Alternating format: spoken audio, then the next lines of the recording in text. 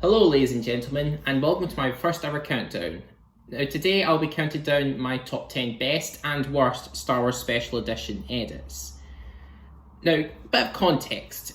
The Star Wars Special Editions came out in 1997 to commemorate the 20th anniversary of A New Hope, and George Lucas decided to get people ready for the prequel trilogy. He decided to re-release the original trilogy in cinemas with updated special effects and brand new scenes and altered dialogue. However, those special edition edits not all of them set too well with fans, as a lot of them are very controversial, and the reason why those special editions are very controversial is, one, George Lucas kept on adding even more changes to the original trilogy when they came out in DVD and Blu-ray and then 4K and Disney+. And unlike Ridley Scott or James Cameron, his refusal to release the original unaltered cuts of the original trilogy. So, to make this countdown feel unique, I'm going to not only count down my top 10 worst special edition edits, but I'll also count down my top 10 best special edition edits.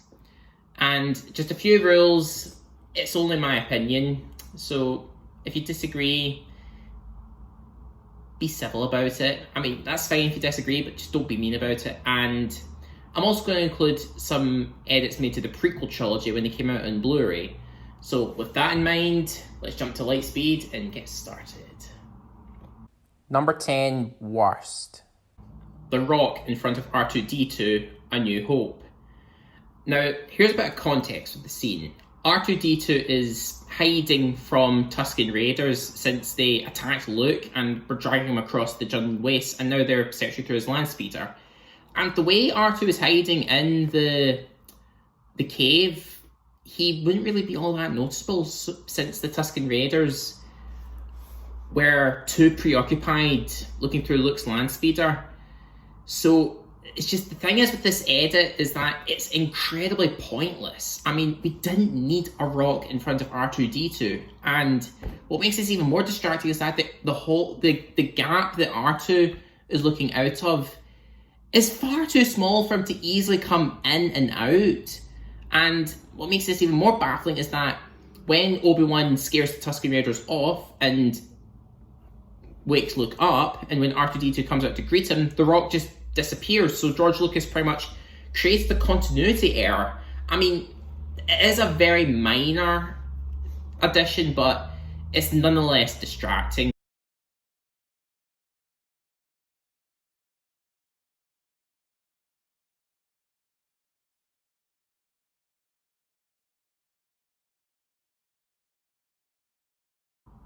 Number 10, best. The updated Sarlacc pit. There was nothing wrong with the original creature from Return of the Jedi, since it already looked quite threatening with its mouth and how very few tentacles. I could see why some people would have a problem, since the addition of a beak and tentacle and a few more tentacles, including its tongue, being another tentacle, would be a bit overkill. And I will admit, the CGI, especially for 1997, looks atrocious. However, I do like how it makes the Sarlacc creature look more alive, rather than just a pit. It looks more like a creature. That was pretty much George Lucas's reasoning for the addition of a few more tentacles and a beak to the Sarlacc. And yeah, that's pretty much why I put it on here, because it makes the creature look more threatening and more alive. Number 9, worst. Shot mix-up, Star Wars Episode 2 Attack the Clones.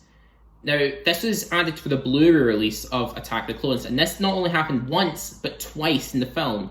Here's the first example. During the speeder chase in Coruscant, when Anakin and Obi-Wan and Zam Wesell pass through what looks to be an industrial district, like, Zam Wesell shoots down a gate and it causes the electric fence to go up, and Obi-Wan warns Anakin not to pass through that gate, and before Obi-Wan could finish, Anakin passes through, shocking the both of them. And basically, here's the shot, how the shot goes. Anakin, What? How many times have I told you? Bzz. And then we see the speeder go by. Stay away from power couplings. Well, that was good. In terms of all the other prequel humour, it's actually among the better bits of prequel humour.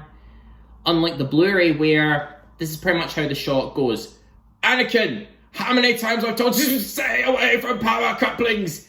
And then you see the shot of the speeder pass through the gate. Well, that was good. So if you place the shot of Obi-Wan saying stay away from power couplings right after he's just about to warn Anakin not to do so, you can't take away the impact of that joke. But in the grand scheme of things, it's not really that noticeable. What I think is even more noticeable is towards the end of Attack of the Clones, after the duel with Count Dooku and Yoda, where when Dooku makes his escape, when Count Dooku crushes a pillar and it's falling on top of Anakin and Obi-Wan, and Yoda uses the Force to stop the pillar from falling. In the theatrical cut and the DVD release, after Yoda saves Obi-Wan and Anakin from being crushed, Dooku leaves right away, and the Republic gunship with Padme and some clone troopers arrive, and they start to shoot Count Dooku's ship down to no avail. And then we get the reaction shots of Anakin recovering from the duel and Yoda feeling sad that he couldn't apprehend Dooku in time and he might have started the Clone Wars. In the Blu-ray release, for some odd reason, after Yoda saves Anakin and Obi-Wan, we cut to the reaction shots of Yoda and Anakin after the battle, after they're tired out and Yoda was all sad. And then we cut to Dooku's ship leaving. So with the arrangement of the shots, it's like Yoda deliberately let Dooku get away when he clearly had enough time to apprehend him.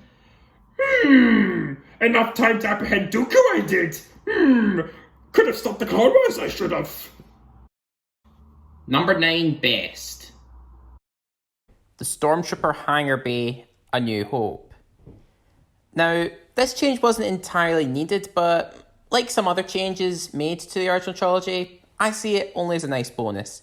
In the original version, when Han was charging towards a group of stormtroopers, he just simply comes across a dead end with just that handful of stormtroopers. In the special edition of this scene, the dead end was changed to a hangar full of stormtroopers.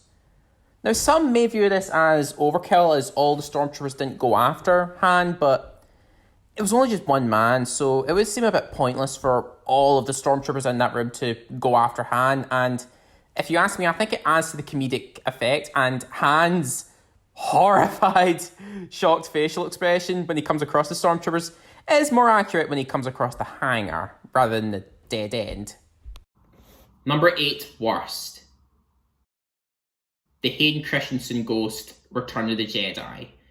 Yep, we're getting to probably one of the most infamous edits of the original trilogy. Okay, maybe it's not so much infamous now, since Hayden Christensen's got a lot of positive feedback from fans nowadays. And I say it doesn't really bother me all that much because, well, considering that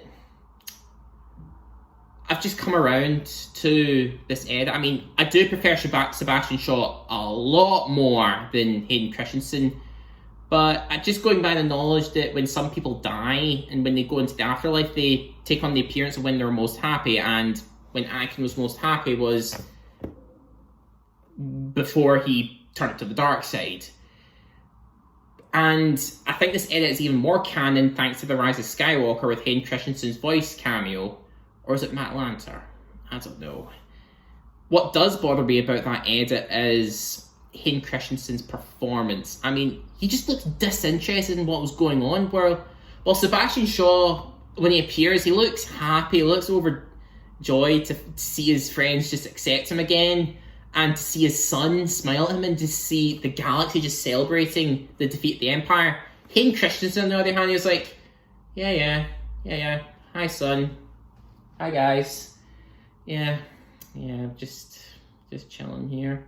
I mean, I I think I've heard somewhere that Hayden Christensen actually didn't know he was being filmed for that moment, and had he known that he was being filmed for that special edition edit, he would have performed it differently, and after that knowledge, it shows. Number 8, best. The Wampa creature, Empire Strikes Back. How the original scene went was, well, it basically played into the Jaws effect, where you didn't really see the Wampa creature a lot. I mean, they only just showing a few shots, you know, of it creeping through the icicles, and only one shot of it coming towards Luke, and that was basically it.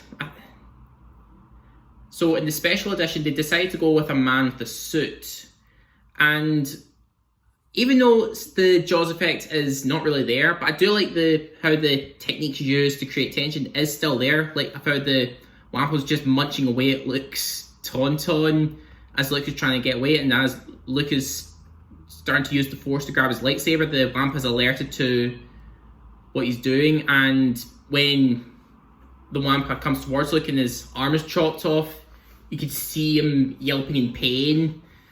And I like how the man with the suit actually doesn't look out of place with the rest of the original trilogy, and I think this is a nice bonus to the film. Number 7, worst. Mos Eisley entry, A New Hope. Now, concept-wise, this edit's actually not too bad, because, well, when you see Mos Eisley from the cliffside, when Obi-Wan's going, Mos Eisley space spot, you'll never find a more wretched hive of scum and villainy, and it looks huge. And in the theatrical version, it was quite small. It was quite laid back. It was quite relaxed. And I do appreciate how this edit makes Mos Eisley look even busier and more bustly. What I don't like about that edit was the terrible CGI and the forced humour, like that droid just hitting another droid to the ground, and Ronto being spooked by a speeder bike, and one of the Jawa drivers falls off and is holding on to dear life. And probably the worst of them all is before we get the iconic "these aren't the droids you're looking for" scene, where we're showing a good showcase of the Force. Ronto actually walks by the camera, and because the CGI is so appalling, it's very noticeable. And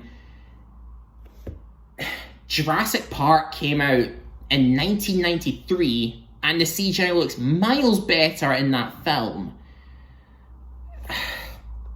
I don't know. I mean, the idea was there, but the execution just wasn't. Number 7, best. Anakin's eyebrow removal, Return of the Jedi.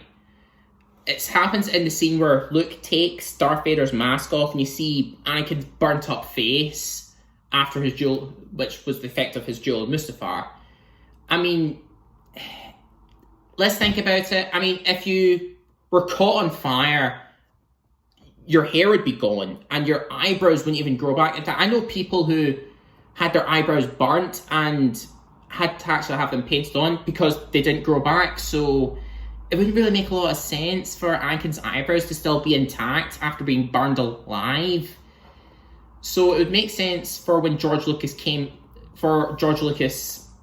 digitally erased the eyebrows for the 2004 DVD release of Return of the Jedi, and it actually looks genuine, it actually looks natural, and it actually makes a lot more sense because, like I said, Anakin wasn't able to keep his hair after being burned alive on Mustafar, so why would he keep his eyebrows? And one last thing, George Lucas only looked like he spent a dime on that eyebrow removal. Well, you look at Warner Brothers for Justice League, where they had a budget of $300 million, and yeah, it shows. Number 6, worst. Obi-Wan's Krayt Dragon Call, A New Hope. Now, what's interesting about this change is that it actually evolves through releases until the Blu-ray release, and how Obi-Wan scared off the Tusken Raiders was he mimicked a krayt dragon, which Tusken Raiders feared greatly. And it's best if I show you this, and this is the only time we're going to show some audio in this video. Fingers crossed I don't get a copyright strike. But yeah, here it is in the theatrical version. Yeah, that was actually a bit of a fib there. I did record myself with the sounds, but just to play it safe, I decided to omit the sounds from this video. So all you're going to get are my reactions and my explanations to the sounds. So I apologise if you don't get to hear the various versions of the krayt dragon call from A New Hope. It's the theatrical version of the krayt dragon call, and it did sound threatening, I will admit that. When A New Hope came out in DVD, it was actually changed, and so yeah, it was actually slightly more pitched and it's more peaceful, and I don't really mind this too much. As a matter of fact, I actually think it sounds more genuine to someone mimicking an animal sound. Like, even I could do it. And now for the Blu-ray cry, and just listen. Wow,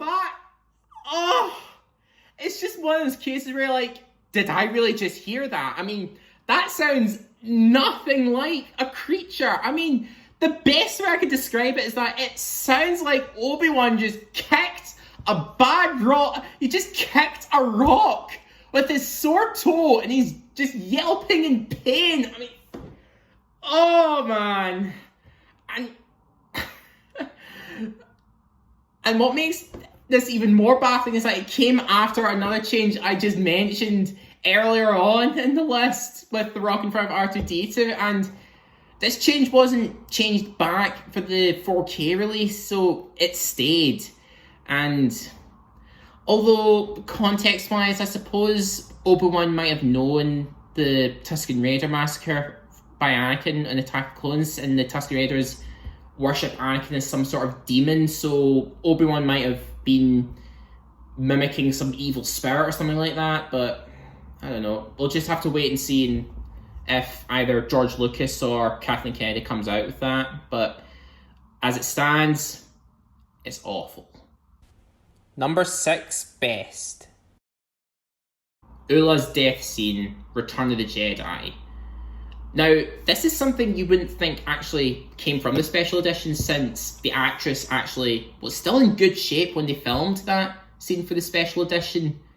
And I just really love how when Oola goes into the Rancor pit, like, she's just scared of what's going on, and then the doors just slowly open, and then you just see her just start to get terrified, and then it just cuts to Jabba the Hutt and all those other henchmen and all the other people attending Jabba's palace just looking down, and all you hear is just screams and roars. So it's just playing into fear of the unknown, and it's terrifying. And I appreciate George Lucas actually didn't show the Rancor in that moment, because it's keeping the audience in suspense. And I've got a bit of a confession to make. When I saw Return of the Jedi for the first time, and I was only about 4, and when that moment happened, I ran out of the room. It's actually quite funny looking back. But still, I really like how this edit plays. It is a nice addition, and it washes away the bad taste of another edit, which I'll talk about later on.